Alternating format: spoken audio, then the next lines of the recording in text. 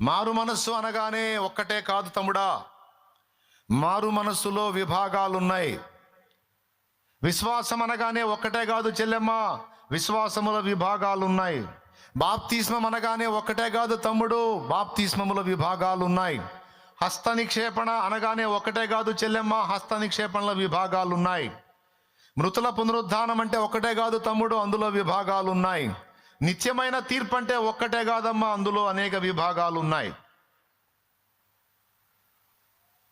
ఇప్పుడు మారు మనస్సు అనే ఒక పాయింట్ 5 రకాలు చెప్పాను. మీరు ధ్యానం చేస్తే మరికొన్ని మీకే కనపడతాయి. ఇప్పుడు చెప్పండి, మారు మనసు అంటే నేను అడుగుతారు కొంతమంది సీనియర్ పాస్టర్లు అడుగుతారు మిమ్మల్ని, ఏ చర్చికి వెళ్తా?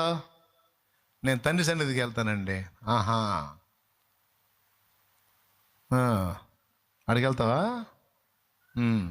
మారు మనసు అంటే ఏంది? మారు మనసు పొందావా అంటే ఏంది అన్నాడు అనుకో, అప్పుడు నువ్వు చెప్పాలి. మారు మనసు అంటే సుమారు 5 రకాలు బైబిల్లో ఉందండి. మీరు దేని గురించి అడిగారు అన్నావు అనుకో, అయ్యగారికి ఇక సౌండ్ ఉండదు.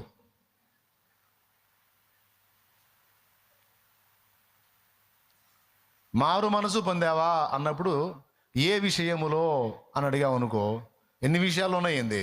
మారు మనసు అంటే ఒక్కటే అంటాడు. ఒక్కటి కాదు సార్, 5 రకాలు ఉంది.